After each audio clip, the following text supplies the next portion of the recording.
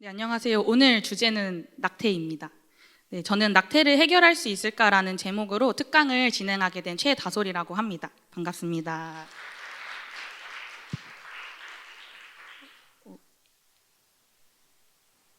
네, 저희 단체 캐릭터인데요. 작은 인간이라는 캐릭터입니다. 굉장히 귀엽죠? 네, 기쁨의 신발, 사랑의 꽃갈모자, 말랑말랑한 살구빛 피부 이렇게 캐릭터 설명입니다. 엄마 뱃속에서부터 태아가 인간임을 나타내고자 저희가 캐릭터를 만들고 사용하고 있습니다. 이제 임신 기간 동안 아기의 성장 모습을 그림으로 나타낸 건데요. 처음에는 정자와 난자가 만나 수정란이 돼서 새 생명이 시작이 되고, 그리고 3개월쯤 되면은 크기는 작지만 인간의 모습으로 형성이 됩니다. 그리고 4개월쯤에는 기간이 모두 형성되고 9개월쯤 되면은 이제 모두가 아시는 것처럼 태어날 준비를 합니다. 이걸 잘 기억하셨으면 다음으로 제가 충격적인 사진을 하나 보여드리려고 하는데요. 징그러운 거 못 보시는 분은 잠깐 눈을 감으셔도 됩니다. 옆에 분한테 물어보셔도 되고요. 네. 이거는 임신 10주 된 태아 모습인데요. 유산이 돼서 나온 아기의 모습입니다. 이 아이의 어머니가 생명의 소중함을 기억하고 전하기 위해서 인터넷에 공유한 사진인데요. 이 낙태 실태를 조사한 보고서에 따르면 90% 이상이 이 정도 크기가 된 12주 시기에 낙태를 많이 하는데요. 크기만 작을 뿐 이미 아이의 모습을 하고 있는 아이가 죽게 되는 게 바로 낙태입니다. 그래서 낙태는 이렇게 이미 아이의 모습을 하고 있는 아기의 신체를 절단해서 죽이는 과정이 바로 낙태입니다. 저희 단체 캐릭터 이름이 작은 인간인 이유는 낙태의 대상인 태아가 크기는 작지만 인간이라는 것을 나타내고자 그렇게 이름을 지어서 저희가 사용하고 있습니다. 이거는 낙태의 과정을 애니메이션으로 그린 영상을 캡처해 온 건데요. 나중에 혹시 궁금하시면 저에게 물어보시면 제가 알려드리도록 하겠습니다. 저는 생명운동 활동가로 활동하고 있는데요. 이렇게 낙태로 죽어가는 태아들의 생명을 지키기를 원하시는 하나님의 마음을 알려주셔서 현재 생명운동 활동가로 활동하고 있습니다. 저는 제가 계획했던 인생의 목표는 사실 제가 잘 먹고 잘 사는 거였습니다. 제가 원래 만화를 좋아했어서 이제 20살 때 인생 계획은 오타쿠로서 인생을 평생 사는 게 저의 꿈이었습니다. 근데 그러다가 대학생 때 예수님을 정말 믿게 되면서 제 꿈을 버리고 예수님의 제자로 거듭나기 위해서 제자 훈련을 결단하게 되었습니다. 그렇게 대학생 때 선교단체에서 제자 훈련을 받았고 대학교를 졸업한 후에는 선교하는 삶을 사는 것을 비전으로 갖게 되었습니다. 그리고 저는 지금 생명윤리 영역의 선교사로 부르심을 받아서 활동을 하고 있습니다. 예레미야 1장 5절 말씀에 내가 너를 모태에 짓기 전에 너를 알았고 너를 배에서 나오기 전에 너를 성별하였고 너를 여러 나라의 선지자로 세웠노라 하시기로 라는 말씀이 있습니다. 이거는 낙태를 반대하고 태아는 엄마 뱃속에서부터 생명임을 나타내는 증거로 자주 인용되는 말씀인데요. 이게 저에게 많이 와닿는 말씀입니다. 제 이야기를 잠깐 하고자 합니다. 현재 저는 라이프워커라는 단체의 대표를 맡고 있고요. 원래는 학회, 한국청년생명윤리학회라는 이름으로 시작을 했고 최근에 좀 리브랜딩을 하고 있습니다. 저희 단체는 보건, 의료, 사회복지, 생명공학 등 전공 대학생, 대학원생, 직장인, 20대, 30대 청년들이 모여서 생명을 지키기 위해 모인 단체입니다. 저는 연세대학교 간호학과를 졸업하고 세브란스 병원에서 2년 정도 근무를 했습니다. 중환자실과 코로나 병동에서 근무를 하면서 생명운동을 같이 했었는데요. 실제 환자들의 모습을 보면서 의료윤리 그리고 생명윤리 이슈에 대해서도 더 깊은 고민을 하는 직장 생활을 했던 것 같습니다. 그리고 지금은 간호사 일은 하지 않고 있고 연세대학교 보건의료법 윤리 석사과정을 공부하면서 이후에 생명윤리 영역에서 법과 정책의 전문가가 되기 위해서 준비를 하고 있습니다. 저는 예수님을 정말 알게 되기 전까지는 굉장히 우울하고 불안하고 열등감에 찌들어 살았었습니다. 그러다가 대학생 때 예수님을 만나고 오리지널 디자인을 발견하게 됐는데요. 2주 전에 양종석 전도사님께서 오리지널 디자인을 말씀 전해 주셨었는데요. 저는 광야에 외치는 소리, 하나님 나라의 군사, 개척자, 리더의 정체성으로 생명윤리 영역에서 활동을 하고 있습니다. 사실 활동을 하면서 믿음이 많이 흔들리긴 하는데요. 그럴 때마다 저의 오리지널 디자인을 기억하면서 다시 외치고 또 개척하고 이런 것들을 다시 도전하고 있습니다. 제가 키워드 몇 개를 가져와 봤는데요. 1996년생, 그리고 여자아이, 셋째, 사회경제적 어려움, 그리고 불신자 가정. 이 키워드를 보면 혹시 어떤 생각이 드시나요? 네, 바로 낙태의 대상입니다. 우리나라는 1960년대부터 90년대까지 산하 제한 정책을 펼쳤었는데요. 아마 이런 포스터들을 사회 공부할 때 많이 보셨을 것 같습니다. 남아 선호 사상으로 여아 낙태, 한 자녀 낳기 정책으로 인해서 둘째, 셋째 낙태가 만연했었습니다. 그 가운데 사회경제적 어려움이 있을 때 낙태할 수 있도록 법안도 만들어져 있었는데요. 실제 저도 그러한 이유로 인해서 낙태될 위험에 처했었습니다. 저는 제 위로 2명의 언니가 있고 사회경제적 어려움으로 인해서 아이를 더 키우기 어려운 가정 상황이었습니다. 그래서 저희 어머니께서 임신 5주차쯤에 산부인과에서 수술을 실제 대기하고 계셨다고 합니다. 근데 그렇게 대기하실 때 배를 만져보는데 제가 만져졌다고 하시면서 수술을 포기하시고 저를 출산하기로 결정을 하셨습니다. 사실 임신 5주차는 아기가 만져지기는 어려운 임신 주수입니다. 그래서 하나님께서 저를 살려주셨다라는 고백밖에 저는 나올 수 없는 것 같은데요. 감사히도 저는 이렇게 건강하게 잘 태어났습니다. 그리고 언니들의 관심과 사랑도 많이 받고 자란 것 같더라고요. 이제 어릴 때 보면은 언니들이 저를 안고 있는 사진 되게 많은데 지금은 어떤 신체적 접촉이 전혀 없습니다. 네. 그리고 태어난 후에 입양도 실제 고려를 하셨다고 합니다. 근데 감사히도 입양은 보내지 않으시고 부모님께서 직접 키워주셨는데 좀 어릴 때 이런 이야기들을 많이 들었던 것 같습니다. 그리고 좀 한 번은 치유를 위해서 기도를 했었습니다. 낙태를 고민할 수밖에 없으셨던 엄마의 마음에 치유를 주시도록 또 기도도 하면서 저 또한 혹시 엄마 뱃속에서 영향받은 부분이 있으면 치유를 해달라고 좀 기도를 했었습니다. 근데 그럴 때 기도할 때 아기의 모습인 저를 안고 계신 예수님의 모습을 보여주시면서 제가 십자가를 품고 있는 모습을 보여주셨습니다. 그게 제가 십자가의 사명을 갖고 태어난 자라고 이렇게 저에게 말씀해 주시는 것 같았고 하나님의 계획 안에 태어난 존재라는 깨달음이 있었고 그리고 깊은 감사와 치유가 있었습니다. 그래서 이후에는 이 말씀을 주셨는데요. 잠언 31장 8절 말씀에 너는 말 못하는 자와 모든 고독한 자의 송사를 위하여 입을 열지니라 라는 말씀이 있습니다. 그래서 이 말 못하고 죽어가는 태아들을 대신해서 입을 여는 게 저에게 주신 사명으로 이렇게 와닿았습니다. 그래서 저는 태어났기 때문에 죽어가는 태아들을 대신해서 변호인으로서 살겠다고 좀 결심을 하고 살아가고 있습니다. 그래서 태아의 변호인으로서 한국의 낙태에 대해서 얘기를 좀 나눠보겠습니다.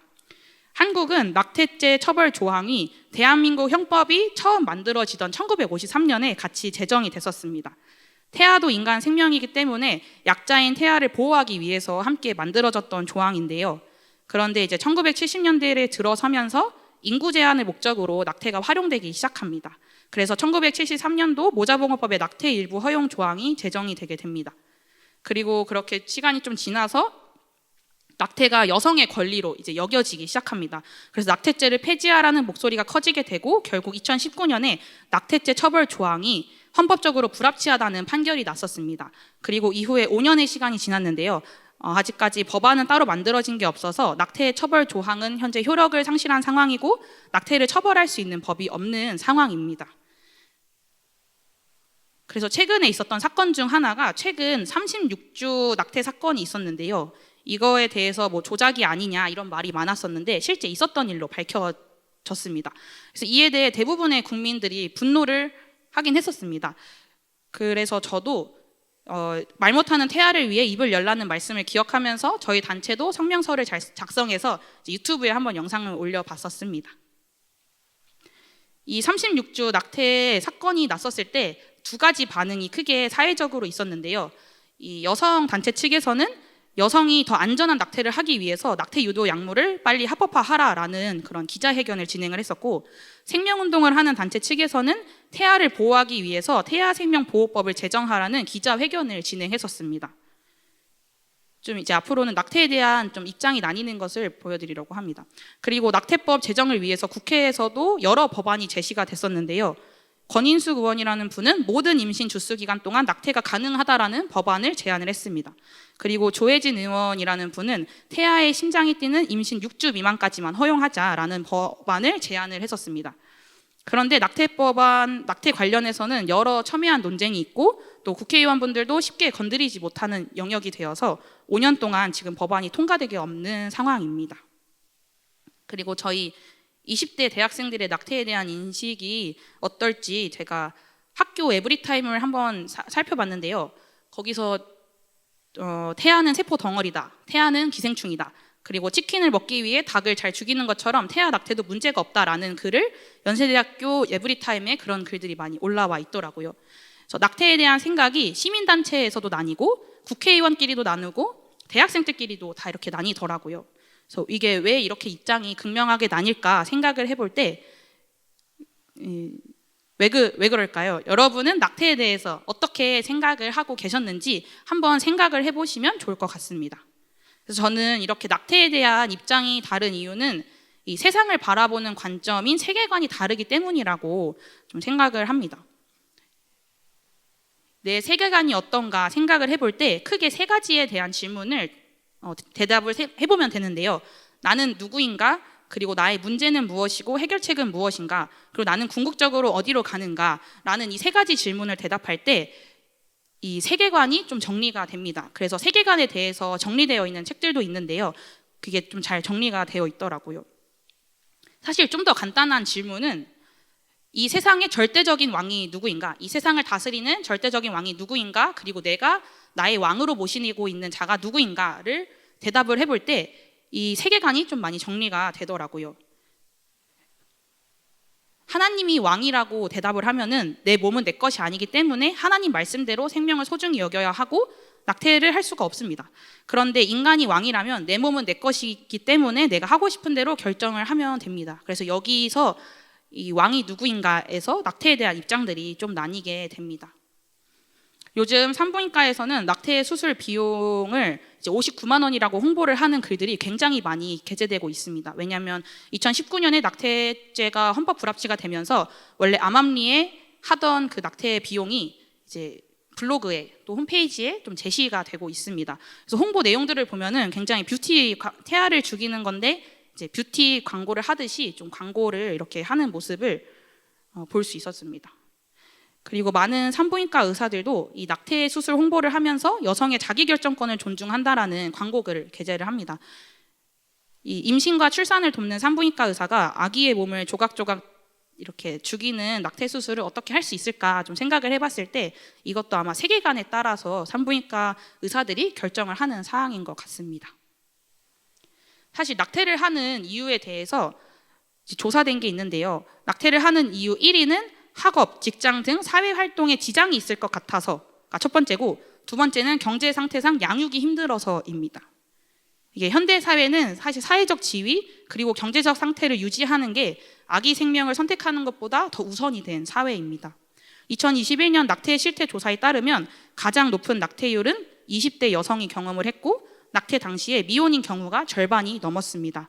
사실 20대에 결혼 전 성관계로 인해서 임신을 하게 되었을 때 이것을 해결하기 위해서 낙태를 많이 하는 것을 알 수 있습니다. 제가 여대 그 커뮤니티 에브리타임을 살펴봤을 때 그 낙태 수술한 경험을 공유하는 게 비밀 게시판에 이렇게 있더라고요. 그래서 이게 결코 다른 사람 이야기가 아니라 대학생들이 겪고 있는 문제라는 것을 좀 저도 살펴볼 수 있었습니다. 대한민국 낙태 건수는 한번 살펴보겠습니다. 이게 조사한 기간 그리고 연도에 따라서 낙태 건수 편차가 있기는 합니다. 2005년 고려대학교에서 조사한 거에 따르면 연간 약 34만 건의 낙태 수술이 있었고 2017년 대한산부인과 의사회에서 발표한 내용에 따르면 연간 약 110만 건이 추산되고 2020년 한국보건사회연구원이 조사한 내용에 따르면 연간 약 3만 2천 건으로 추산된다고 합니다. 사실 이 낙태 건수 편차가 많이 다르긴 합니다. 다만 어쨌든 많은 태아들이 낙태되고 있다라는 게 이건 현실인 게 좀 자명하더라고요. 사실 이런 상황에서 우리 기독교인은 어떻게 해야 하는가에 대해서 제가 생각하고 있는 바를 말씀을 드리겠습니다. 기독교인은 성경을 세계관으로 가져야 하는데요. 이 성경을 근거로 낙태를 하면 안 되는 이유에 대해서 좀 잠시 설명을 드리겠습니다.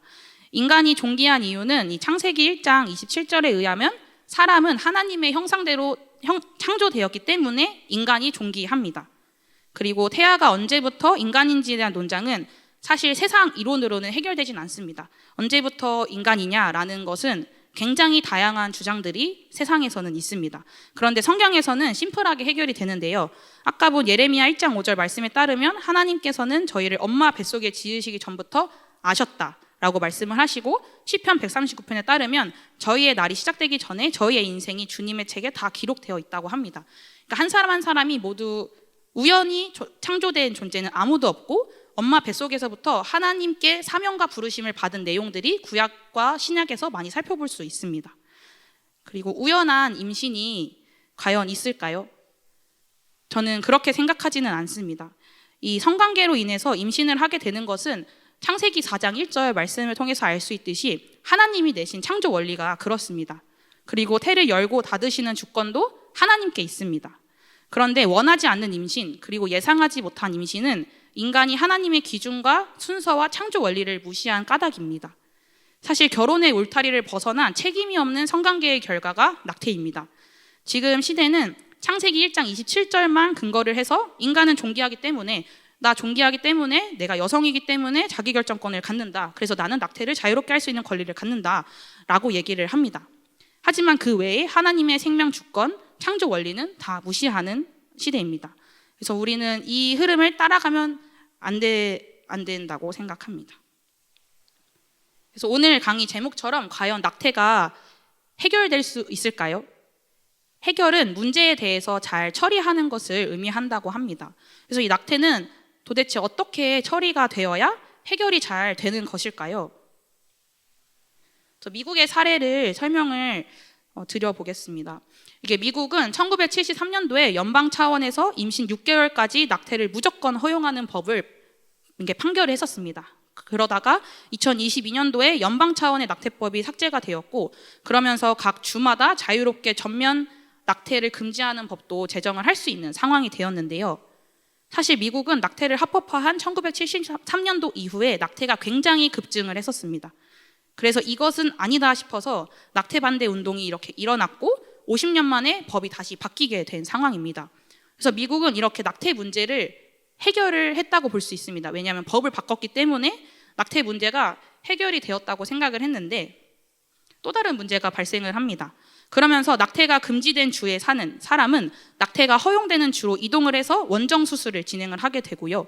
또 낙태 전면 합법화를 주장하는 단체들은 사실 포기하지 않고 계속해서 이 낙태를 금지한 법안을 다시 뒤집으려고 활동을 하고 있습니다. 그리고 이번에 트럼프 대통령이 미국의 대통령으로 선출이 되었는데요. 트럼프 대통령의 공약 중 하나가 낙태를 축소하는 거기 때문에 지금 현재 낙태 약물을 사전에 비축해두는 일이 굉장히 급증하고 있다고 합니다. 우선 미국에서 낙태를 축소할 수 있게 되었던 것은 특별히 교회를 중심으로 태아의 생명을 보호해달라는 목소리가 지속해서 있었기 때문입니다. 만약 이 목소리가 없었다면 처음에는 6개월이었지만 임시 36주까지도 태아를 죽이는 법안이 실제 있었고요. 미국에서도 신생아를 죽여도 사실 영아 살해 문제도 해결하기에 한계가 있었습니다. 그러다가 낙태를 허용하는 판결이 이젠 뒤집어졌기 때문에 낙태가 줄겠지, 낙태가 해결됐겠지라고 예상을 했었습니다. 하지만 낙태를 원하는 여성들은 사실 여전히 남아있기 때문에 해결은 계속해서 진행 중에 있는 것입니다. 사실 법으로만 해결하기에는 한계가 있습니다. 한국도 현재 낙태 처벌 조항 자체가 지금 없는 상황인데요. 그래서 사실 법이 빨리 만들어지는 것은 필요합니다. 하지만 법을 만든다고 해서 낙태를 해결하기엔 한계가 있습니다. 왜냐하면 낙태죄 처벌 조항이 없어지기 전에도 사실 암암리에 낙태 수술은 한국에서 많이 이루어지고 있었기 때문입니다. 그래서 저는 낙태를 해결하기 위해서 법도 새롭게 제정되는 것도 중요하지만 실제적인 가치관의 변화가 일어나야 한다고 생각합니다. 아까 말씀드렸듯이 가장 많은 낙태가 미혼 여성, 특별히 20대 여성에게 일어나고 있습니다. 이거는 결혼 전 성관계로 인해서 예상하지 못한 임신을 하게 되었고 결국 낙태를 하게 되는 것입니다. 그래서 저는 이 굴레를 끊기 위해서는 100% 피임은 없다는 것을 인지하고 임신을 하게 될 수 있는 가능성을 고려해서 성관계를 신중하게 선택하는 게 필요하다고 생각합니다. 사실 이거는 넝크뿐만 아니라 크리스천들에게도 회복되어야 되는 가치라고 생각합니다. 그리고 궁극적으로 지금 다음 세대들에게 무너져 있는 이 결혼, 가정, 임신, 출산, 양육의 소중함의 가치를 회복하는 게 굉장히 중요하다고 생각합니다.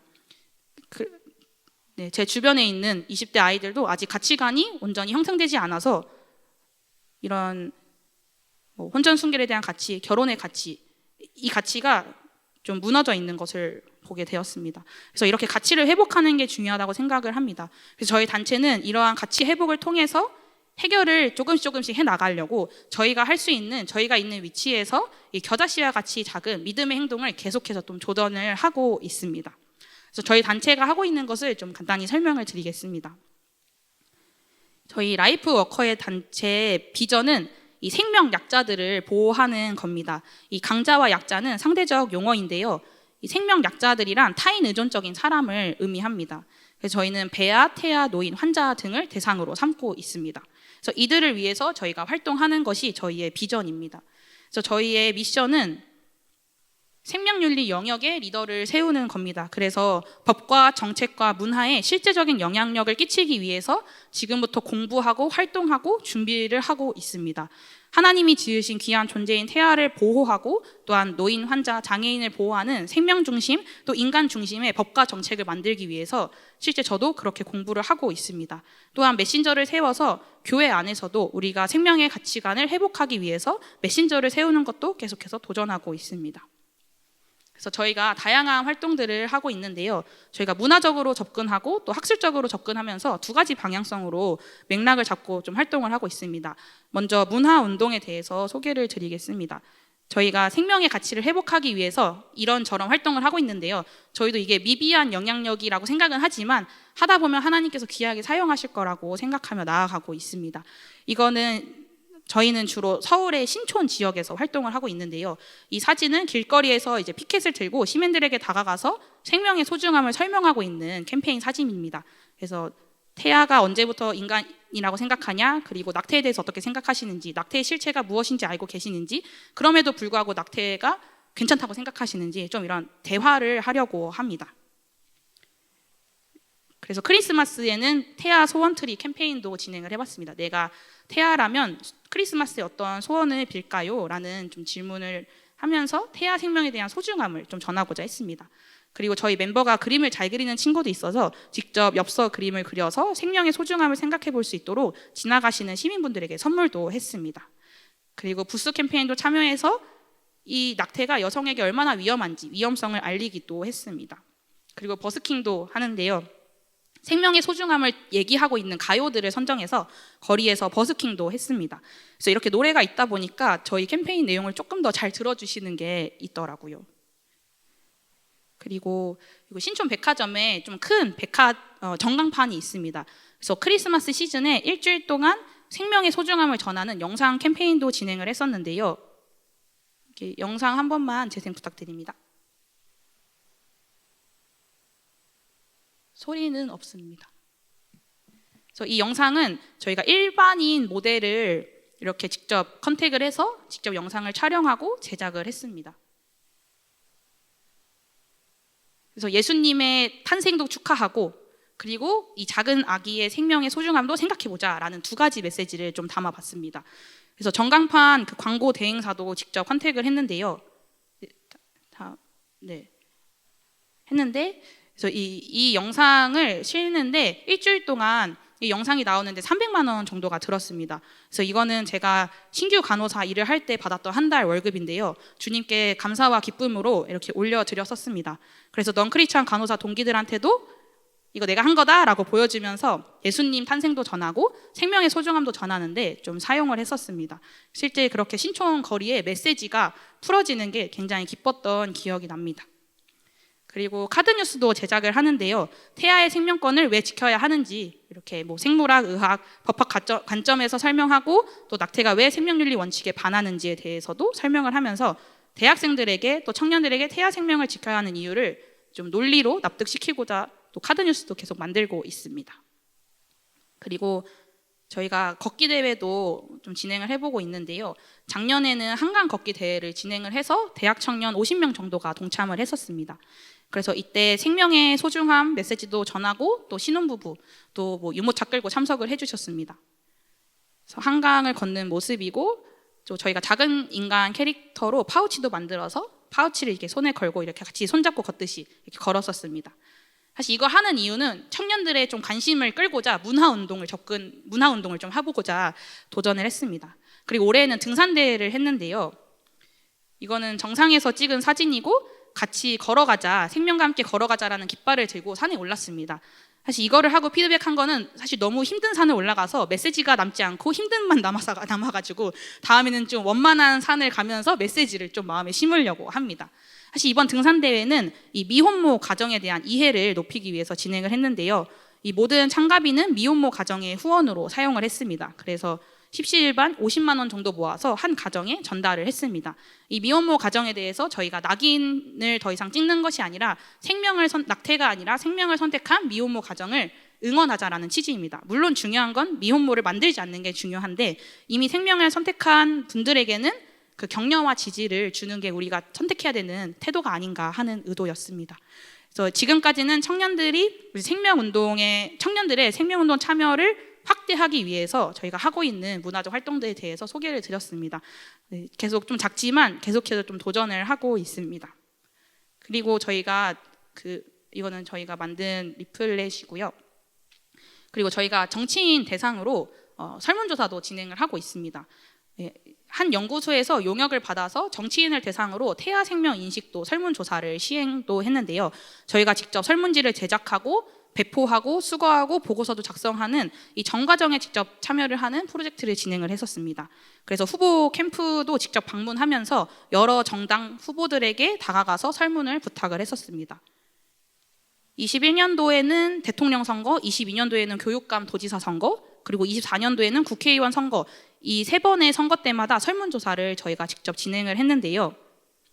사실 많은 반응은 없었습니다. 이 낙태에 대한 입장을 분명히 하는 게 이 정치 활동을 하실 때 크게 영향이 아직은 한국에선 없기 때문에 오히려 마이너스만 되기 때문에 입장들을 잘 밝혀주지는 않으셨습니다. 그리고 저희가 사실 낙태 이슈 외에도 다른 생명윤리 이슈들도 공부하고 활동을 하고 있습니다. 그래서 세계관도 공부하고 유전자 편집도 공부하고 창조와 진화에 대해서도 공부하면서 다양한 주제의 책을 발제하고 공부하고 있습니다. 그래서 낙태뿐만 아니라 전반적인 한국의 이 생명윤리 가치관을 회복하기 위해서 또 공부도 하고 있습니다. 저희가 직접 스터디북도 제작하고 출판도 했는데요. 인터넷 치면 저거 하나는 나옵니다. 그리고 생명윤리 콜로키움도 저희가 직접 주최를 하고 있는데요. 이렇게 생명윤리에 관심 있는 청년들을 모아서 우리가 함께 논의해보자 이렇게 공론의 장을 또 만들고 있습니다. 그래서 저희가 직접 공부해서 주제 발표를 하고 있습니다. 그리고 저는 유튜브 강의도 이렇게 올리고 있는데요. 생명의 가치관을 일깨우고자 좀 계속 도전을 하고 있습니다. 그리고 초딩, 중딩, 고딩 대상으로도 교회도 방문해서 좀 다음 세대 대상으로 강의도 하면서 우리가 생명을 지키는 다음 세대가 되자라는 좀 메시지를 전하고 있습니다. 그리고 우간다 해외 강의도 기회가 있었는데요. 우간다에 성도 가 계신 선배님을 통해서 우간다 대학생들을 대상으로 세계관 북클럽을 진행을 했었습니다. 그래서 요즘 시대가 많이 좋아져서 제가 파파고로 대본을 준비했었는데요.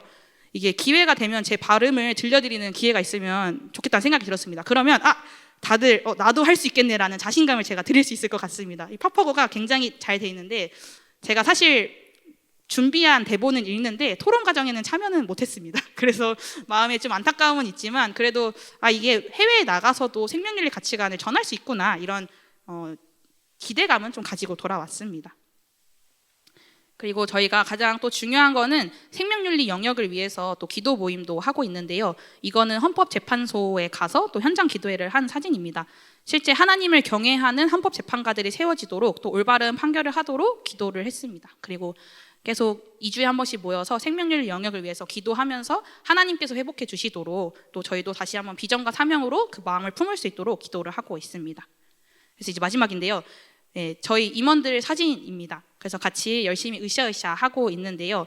오늘 한 명 같이 왔는데 이따 목장 모임 할 때 또 저희 같이 조인하려고 합니다.